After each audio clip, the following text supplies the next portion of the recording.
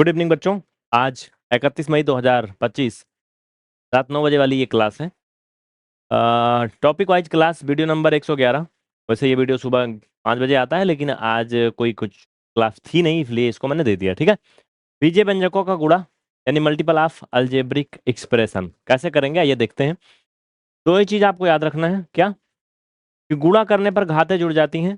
किसकी किसकी जुड़ती हैं? सजातीय पदों में। ठीक है।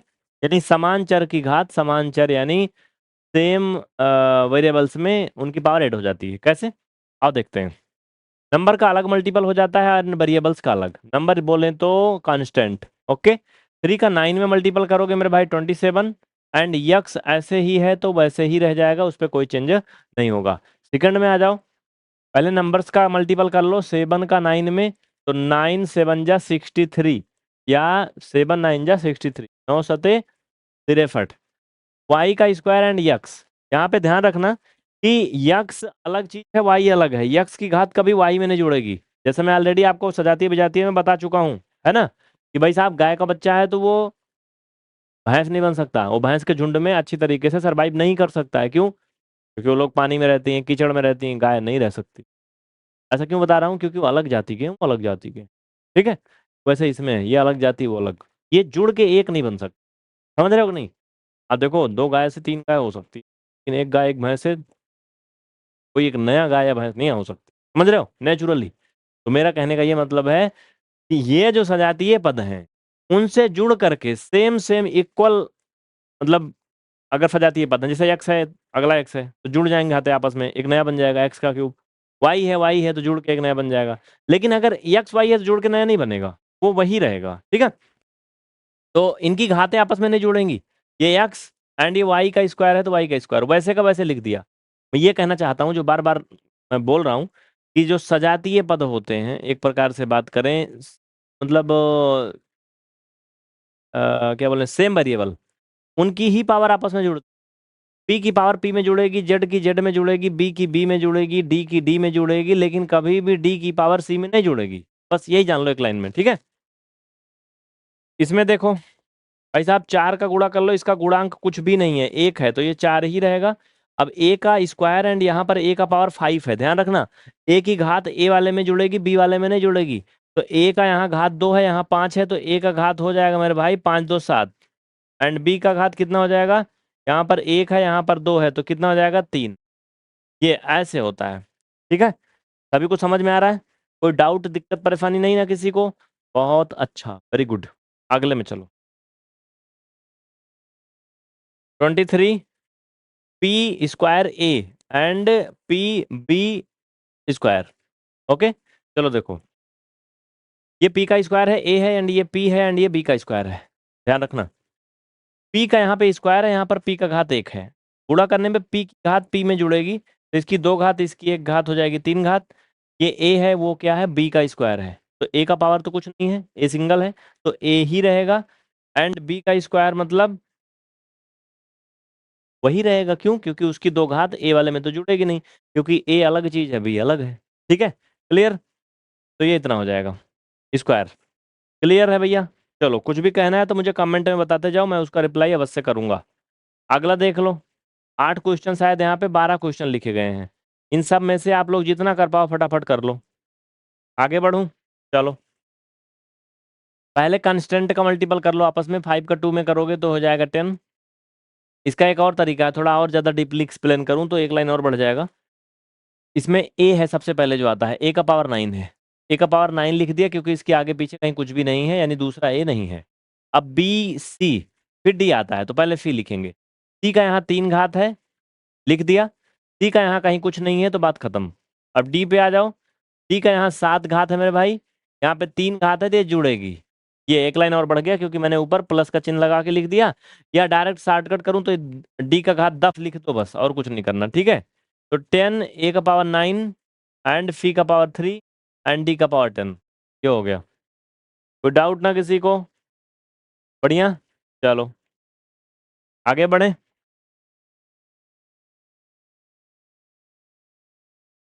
11 का 9 में मल्टीपल करो भाई तो 99 हो जाएगा।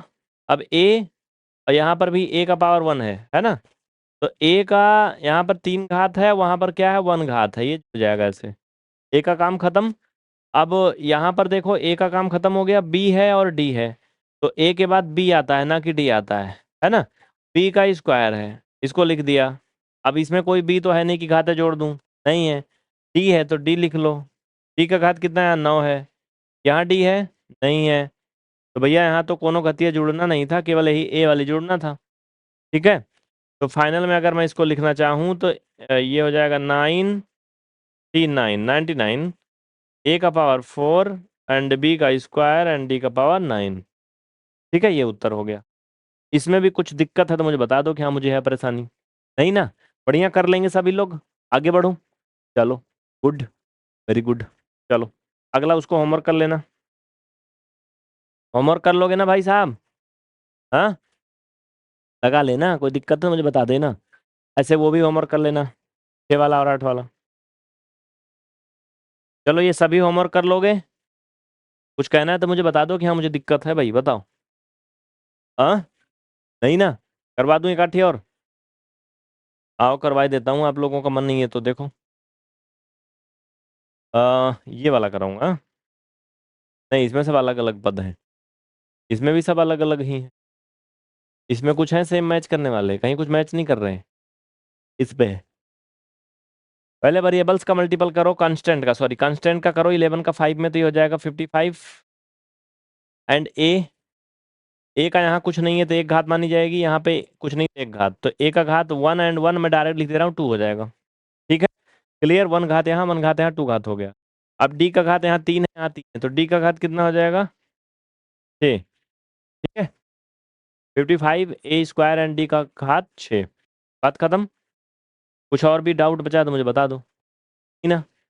ये है बेसिक मैथ्स, बिल्कुल जीरो लेवल वाला, एकदम जीरो वाला।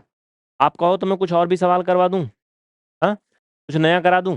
अच्छा, कुछ प्रैक्टिस में आ जाओ जिनको लगता है ना मुझे सब आता है।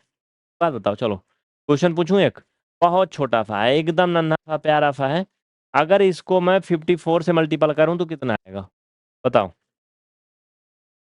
1/5 इंटू 25%, इसका मान बताओ, बताओ जल्दी करो, फटाफट बताओ। 1/25 को परसेंटेज में कन्वर्ट करिए। कन्वर्ट कर लोगे? हाँ, बता लोगे ना? बताओ। पक्का बता लोगे, बहुत अच्छा बच्चा पार्टी, वेरी गुड। चलो ये बताओ, 1 इंच में कितना सेंटीमीटर? 1 इंच में कितना सेंटीमीटर होता है? बता भैया। 1 फीट में कितना गज होता है? बताओ। बता लेंगे ना ये सब चीज़ें, कोई नई बात तो है नहीं। कोशिश करिए, मैथ्स के बिना ज़िंदगी आसान नहीं है। मैथ में ज़िंदगी है, ज़िंदगी में मैथ है। कुछ भी नहीं करना, कोई प्रकार की नौकरी नहीं करना है, फिर भी आप ज़िंदगी जियोगे, सामान्य घर द्वार बनाओगे, अपना मकान रूम कमरा बनाओगे, ज़मीन जायदाद खरीदोगे, अगर आपको पैतृक संपत्ति ही मिली है तो उसमें ये सब चीज़ों का काम लगता है ज़िंदगी में, लाइफ में, समझ रहे हो? ये सारी चीज़ें आपको आनी ही चाहिए। समझ रहे हो कि नहीं? भले कोई जॉब से मतलब नहीं है दूर दूर तक, इसलिए ये सारी चीज़ें सीखिए, जुड़े रहिए हमारे साथ, सब्सक्राइब करिए। रात के 9 बजे से सुबह 5 बजे, दोपहर 2 बजे, शाम को 4 बजे, 6 बजे, शाम 7 बजे, बहुत सारे टाइम क्लासें आती हैं, वीडियो आते हैं, पढ़ते रहिए, सीखते रहिए, आगे बढ़ते रहिए। कोई इंक्वायरी है, नीचे मोबाइल नंबर चल रहे हैं स्क्रीन पर, देखो पीली पट्टी पर, उसको नोट कर लीजिए, उन पर फ़ोन कॉल करिए, व्हाट्सएप मैसेज करिए, मैं आपके लिए तत्पर हूँ। बहुत बहुत धन्यवाद।